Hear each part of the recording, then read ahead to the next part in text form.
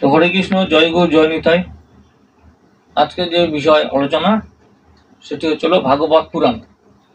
তো ভাগবত পুরাণ সম্পর্কে কিছু সংক্ষেপে কিছু তথ্য আপনাদের সামনে উপস্থাপিত করছি। তো কান দিয়ে ভালো করে শ্রবণ করুন। হরে কৃষ্ণ, জয় গুরু, জয় নিতাই। ভাগবত পুরাণ দেবনাগরী যে অনন্য নাম শ্রীমৎ ভাগবত মহাপুরাণ, শ্রীমৎ ভাগবতম বা ভাগবত। এটি হলো হিন্দু মহাপুরাণ। এটি একটি ভক্তিবাদী ধর্মগ্রন্থ। বিষ্ণুর পূর্ণ অবতার তথা স্বয়ং ভগবান কৃষ্ণের প্রতি যে গভীর ব্যক্তিগত ভক্তি এই পুরাণের প্রধান আলোচ্য বিষয়। অর্থাৎ এই যে ভাগবত পুরাণ সকলে পাঠ করে, আমরা পাঠ করি, ভাগবত পুরাণ হচ্ছে যে স্বয়ং ভগবান কৃষ্ণের প্রতি গভীর ব্যক্তিগত ভক্তির যে এই পুরাণের প্রধান আলোচ্য বিষয়। তার মানে এই মধ্যেই শ্রীকৃষ্ণ একদম অন্তর্নিহিত হয়ে আছেন এখানে। ভাগবত পুরাণই প্রথম পুরাণ যেটি কোনো ইউরোপীয় ভাষায় অনুমোদিত হয়। 1788 সালে ভাগবতের তামিল যে সংস্করণের একটি ফরাসি অনুবাদ প্রকাশিত হয়, যা ঔপনিবেশিক যুগে অনেক ইউরোপীয় হিন্দু ধর্ম তথা 18 শতকের হিন্দু সংস্কৃতির সাথে পরিচয় করিয়ে দিয়েছিল। এরপর 1840 থেকে 1857 সালের মধ্যে ভাগবত পুরাণের 3টি ফরাসি অনুবাদ প্রকাশিত হয়। পদ্মপুরাণের শ্রেণীবিন্যাস অনুসারে ভাগবত পুরাণ একটি সাত্ত্বিক পুরাণ, অর্থাৎ এই পুরাণ কল্যাণ ও পবিত্রতার সঙ্গে যুক্ত। প্রচলিত হিন্দু বিশ্বাস অনুসারে ব্যাস এই পুরাণের রচয়িতা, অর্থাৎ ব্যাসদেব। তো ভাগবত পুরাণ রচয়িতা করেছেন স্বয়ং ব্যাসদেব। তো ভাগবত পুরাণ যে প্রায়শই আদি শঙ্করাচার্যের অদ্বৈত দর্শন এবং রামানুজাচার্যের যে বিশিষ্ট দ্বৈত দর্শন এবং মাধবাচার্যের দ্বৈতবাদ দর্শনের সংমিশ্রণ দেখা যায়। প্রায় সব ভারতীয় ভাষায় এটি ব্যাপকভাবে পাওয়া যায়।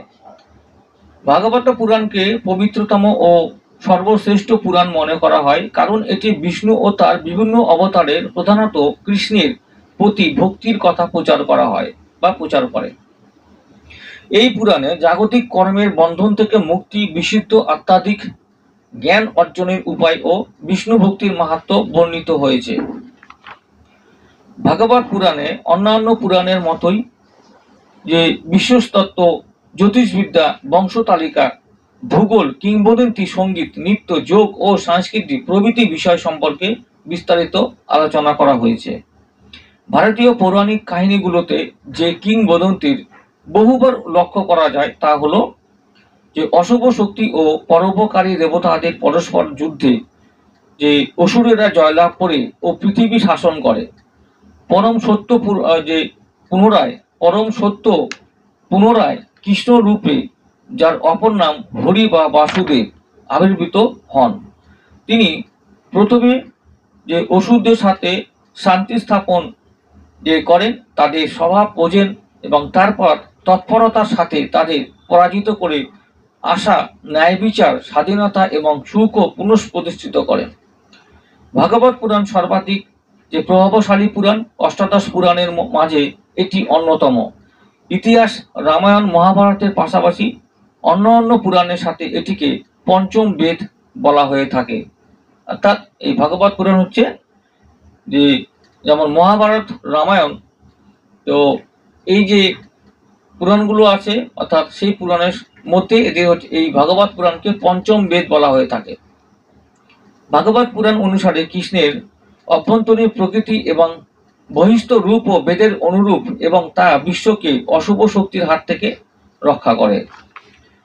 ভাগবত পুরাণে বিষ্ণুকে নারায়ণ পরব্রহ্ম বলে উল্লেখ করা হয়েছে।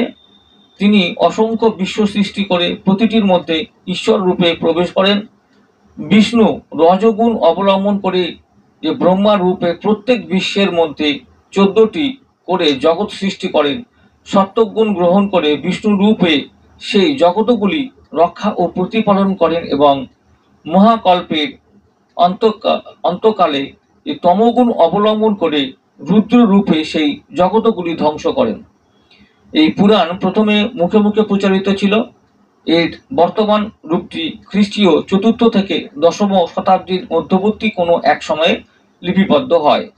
ভাগবত পুরাণের পাণ্ডুলিপিগুলি যে 18 শতকের মধ্যে সংশোধিত অসংখ্য যে অসামঞ্জস্যপূর্ণ সংস্করণ টিকে আছে ও বিভিন্ন ভারতীয় ভাষা জুড়ে অসংখ্যবার সংশোধিত হয়েছে।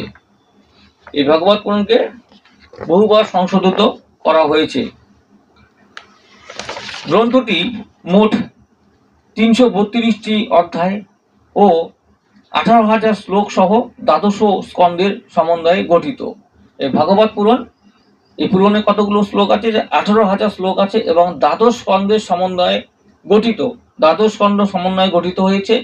বিষ্ণুর যে মানব রূপ কৃষ্ণের প্রতি ভক্তি ভাগবত পুরাণের আলোচ্য সেই কৃষ্ণের কাহিনী এই পুরাণের 10ম স্কন্ধে প্রায় 4,000 শ্লোকে এককভাবে বর্ণিত হয়েছে। এই স্কন্ধটি যে সমগ্র ভাগবত পুরাণের 1/4 জুড়ে রয়েছে।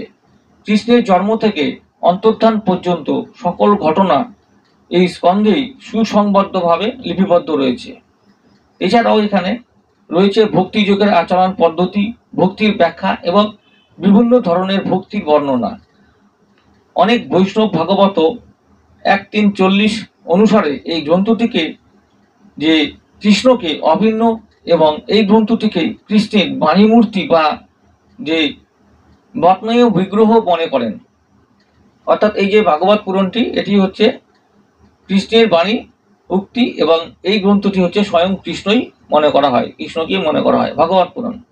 যে ভাগবত পুরাণে সকল কাহিনী ব্যাসের পুত্র শুকের মুখে বর্ণনার ছলে কথিত রয়েছে। অর্থাৎ ভাগবত পুরাণে সকল কাহিনী ব্যাসপুত্র যে শুকদেব অর্থাৎ শুকের মুখে বর্ণনার ছলে কথিত হয়েছে। ভাগবত পুরাণ অনুসারে প্রায় 5,000 বছর পূর্বে পরীক্ষিতের নিকট ভাগবত কথিত হয়েছিল। অর্থাৎ ভাগবত পুরাণ অনুসারে প্রায় 5,000 বছর পূর্বে পরীক্ষিতের নিকট যে ভাগবত এই কথিত হয়েছিল। রাজা পরীক্ষিত অর্থাৎ যে অর্জুনের পুত্র পরীক্ষিত, সেই পরীক্ষিত মহারাজ, সেই পরীক্ষিতের নিকট ভাগবত পুরাণ কথিত হয়েছিল 5,000 বছর পূর্বে। মহাভারতে আছে রাজা পরীক্ষিত যে কৃষ্ণের তৎপরতায় যে জীবন পেয়েছিলেন এবং ভাগবত পুরাণে দেখা যায় যে মৃত্যু পথযাত্রী পরীক্ষিত সুখের মুখে কৃষ্ণের কথা জানতে চান। তার নানা প্রশ্নের উত্তরে 7 দিন সুখ ও তার কাছে ভাগবত পুরাণের কাহিনী বিবৃত করেন। আজ অবধি ভক্তদের দ্বারাই ভাগবত পাঠ ও কীর্তন করা হয়। আজ পর্যন্ত যে ভক্তদের দ্বারাই অর্থাৎ এই কলিযুগে এখনো পর্যন্ত ভাগবত পুরাণ পাঠ করা হয়, যে ভাগবত পাঠ ও কীর্তন করা হয় ভক্তের দ্বারাই। তো এই হচ্ছে ভাগবতের সারাংশ ছিল, সংক্ষেপে আপনাদের সামনে উপস্থাপিত করা হলো। ভাগবত পুরাণ কি, ভাগবত পুরাণের মধ্যে কি আছে, ভাগবত পুরাণকে যে কি লুকিয়ে আছে, অর্থাৎ স্বয়ং শ্রীহরি বিষ্ণু শ্রীকৃষ্ণ এখানে রয়েছেন এবং এটি আমাদের যে পঞ্চম বেদের অংশ এবং এটিকে পঞ্চম বেদও বলা হচ্ছে। তাই ভাগবত পুরাণ ভগবান স্বয়ং নিজেই এখানে রয়েছেন, এর মধ্যেই বিরাজমান আছেন। ভগবত পুরাণ সকলে পাঠ করুন, অথবা পাঠ করার সময় না হলে আপনারা কাণ্ডে মনোযোগ সহকারে শ্রবণ করুন, তাহলে কিন্তু একই ফললাভ পাবেন। হরে কৃষ্ণ, জয় রাধে, জয় গৌর, জয় নিতাই।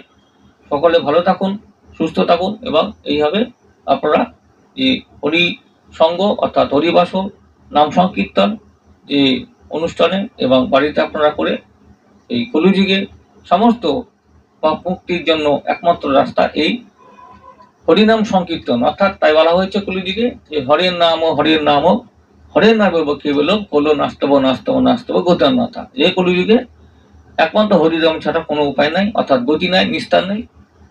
এই একমাত্র রাস্তা, এটি একমাত্র নাম যেটি এই পৃথিবীতে এই কলিযুগে সমস্ত জীব প্রাণী জগৎকে যে তার মুক্তির পথ সুগম করে তুলবে এবং সঠিক পথ নির্দেশ করবে। হরে কৃষ্ণ, রাধে রাধে, জয় গৌর, জয় নিতাই। সকলে ভালো থাকুন, সুস্থ থাকুন, আগামী যে পাঠ তার পাবার অপেক্ষা থাকুন। জয় রাধে।